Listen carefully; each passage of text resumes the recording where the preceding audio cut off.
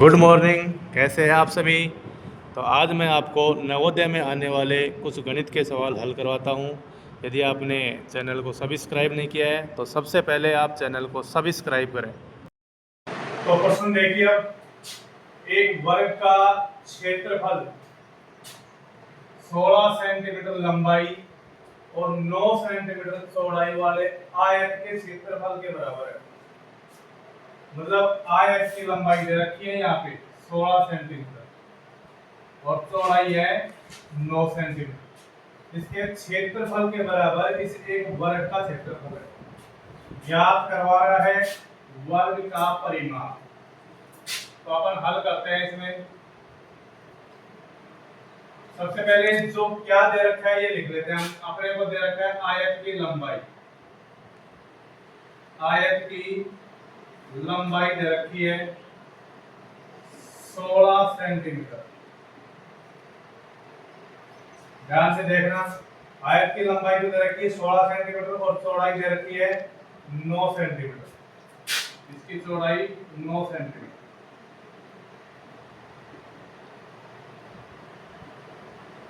मैं कह रहा कि इसका जो क्षेत्रफल है इस वर्ग के क्षेत्रफल के बराबर है। तो आप इसका क्षेत्रफल निकाल सकते हो पहले।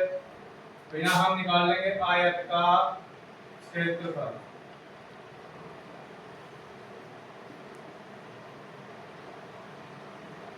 आयत का क्षेत्रफल का सूत्र होगा लंबाई गुणा चौड़ाई। ये इस आयत के क्षेत्रफल का सूत्र होगा।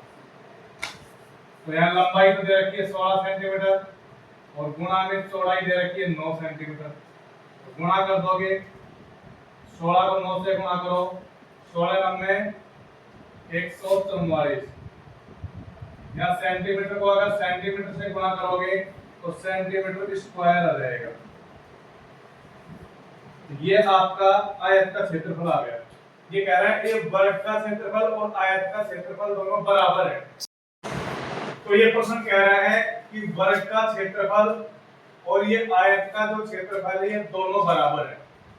ठीक है, अपने यहाँ आयत का क्षेत्रफल आया 144, तो वर्ग का क्षेत्रफल भी 144 ही होगा क्योंकि वर्ग का क्षेत्रफल और आयत का क्षेत्रफल दोनों बराबर है। तो ये 144 ही क्या हो जाएगा, वर्ग का क्षेत्रफल। यहाँ लिख सकते हैं हम वर्ग का क्षेत्रफल बराबर 144 क्योंकि ये दोनों बराबर है क्षेत्रफल। आयत का भी 144 होगा और वर्ग का भी 144 ही होगा। पूछ क्या रहा है, वर्ग का परिमाप। वर्ग का परिमाप निकालना है हमें। तो इसके लिए सबसे पहले वर्ग की भुजा हमें पता होना चाहिए कि वर्ग की भुजा क्या है। अगर भुजा का मालूम है तो हम परिमाप निकाल लेंगे। यहाँ अपने को क्षेत्रफल दे रखा है तो क्षेत्रफल से हम वर्ग की भुजा निकाल लेते हैं। सबसे पहले हम वर्ग की भुजा ज्ञात करेंगे। क्षेत्रफल दे रखा है और भुजा निकालनी है तो इसका सूत्र होगा अंडर रूट क्षेत्रफल। इसका सूत्र है अंडर रूट यानी वर्ग का क्षेत्रफल हो जाएगा, वर्ग का क्षेत्रफल।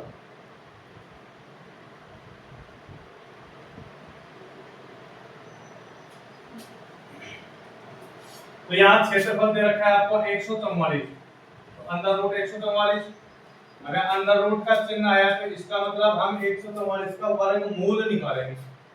तो 144 का वर्गमूल होगा 12। ये आपकी वर्ग की भुजा आ गई। अब क्या पूछ रहा है, वर्ग का परिमाप। वर्ग का परिमाप का सूत्र लगा दो।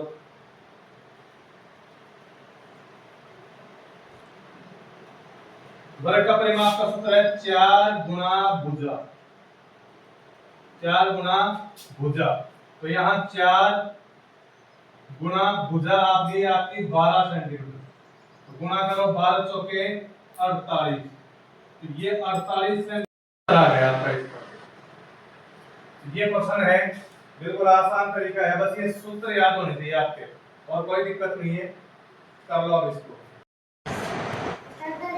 अब नेक्स्ट क्वेश्चन देखिए। प्रश्न है, यदि वर्गाकार आंगन का परिमाप 200 मीटर है तो उसका क्षेत्रफल ज्ञात कीजिए। यहाँ सबसे पहले आप ये देखो कि आकृति कौन सी है, इसमें वर्गाकार, आंगन वर्गाकार है और उस वर्ग का परिमाप दिया हुआ है। तो आप लिख सकते हैं वर्ग का परिमाप बराबर दे रखा है इसमें कितना, 200 मीटर। वर्ग का परिमाप 200 मीटर दिया हुआ है। दूसरा है इसमें क्षेत्रफल। तो इसके लिए सबसे पहले हम वर्ग की भुजा ज्ञात करेंगे। तो वर्ग का परिमाप का सूत्र क्या होगा, 4 गुणा भुजा। ये वर्ग का परिमाप का सूत्र होगा।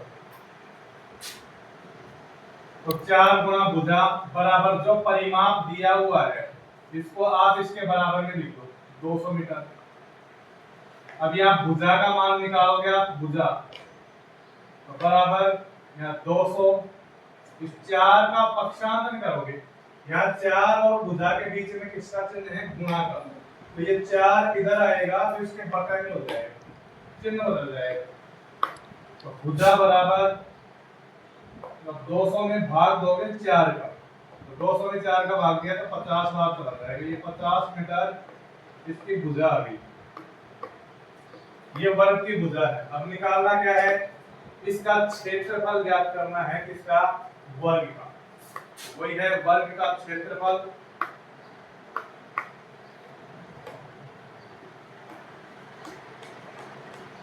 क्षेत्रफल का सूत्र होगा भुजा गुणा भुजा, भुजा गुणा भुजा।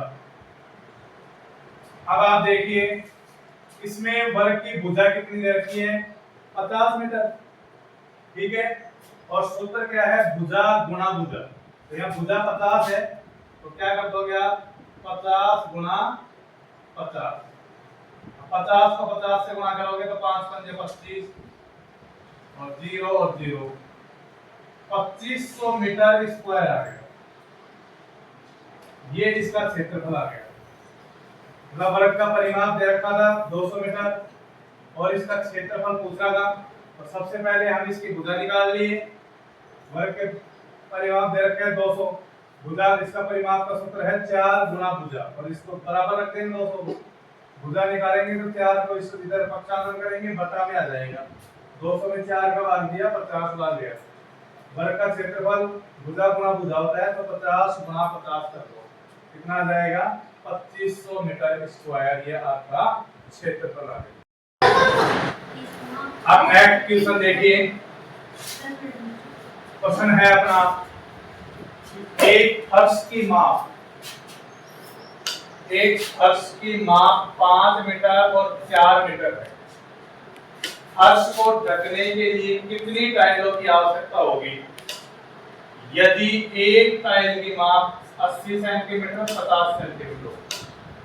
अगर देखिए फर्श की माप 5 मीटर और 4 मीटर, इसका मतलब यहाँ फर्श की लंबाई तो 5 मीटर है और चौड़ाई 4 मीटर है, ठीक है। तो आप यहाँ लिख लो फर्श की लंबाई 5 मीटर और चौड़ाई 4 मीटर। देखो किसी भी प्रश्न में अगर दो माप आ जाए, लंबाई और चौड़ाई दोनों, तो वो आयताकार आकृति होगी, ठीक है। तो ये आयताकार है। आप अब यहाँ टाइल लगाई जा रही है, टाइल।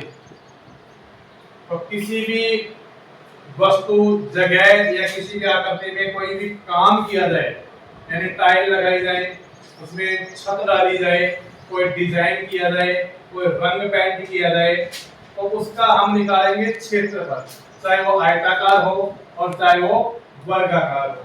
तो हम इसका क्षेत्रफल निकालेंगे। तो यहाँ आयत का क्षेत्रफल का सूत्र लगा देंगे और सूत्र होगा, आयत के क्षेत्रफल का सूत्र होगा, बताओ क्या सूत्र होगा, बताओ, लंबाई गुणा चौड़ाई, चौड़ाई, ठीक है। तो यह लंबाई तो कितनी है, 5 मीटर, ठीक है, और चौड़ाई कितनी है, 4 मीटर। तो 5 को 4 से गुणा कर देंगे तो यहाँ 20 मीटर स्क्वायर आपकी क्षेत्रफल आ गया आयत।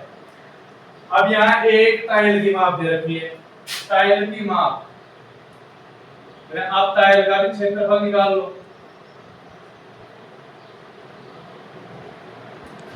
यह टाइल की माप है 80 सेंटीमीटर और 50 सेंटीमीटर, तो इसका भी सूत्र वही होगा, लंबाई गुणा चौड़ाई, तो 80 गुणा 50 हो जाएगा, गुणा कर लो इसको 8 पंजे 40, ये 4000 सेंटीमीटर स्क्वायर आ गया। अब आप यहाँ देखिए, यहाँ तो मीटर स्क्वायर में है और यहाँ किसमें है, सेंटीमीटर स्क्वायर में। तो आपको सबसे पहले इनकी इकाई समान करनी है, ठीक है। यहाँ टाइलों की संख्या पूछी जा रही है, तो यहाँ लिखो टाइलों की संख्या बराबर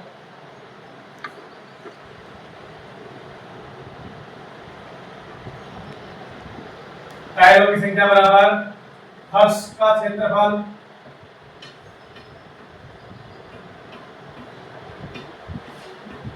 बटा एक टाइल का क्षेत्रफल, यानी जितना फर्श का क्षेत्रफल है उसमें एक टाइल का जो क्षेत्रफल है उसका भाग कर देंगे।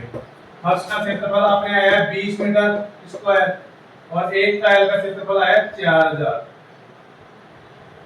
यहाँ तो मीटर स्क्वायर था और यहाँ सेंटीमीटर स्क्वायर।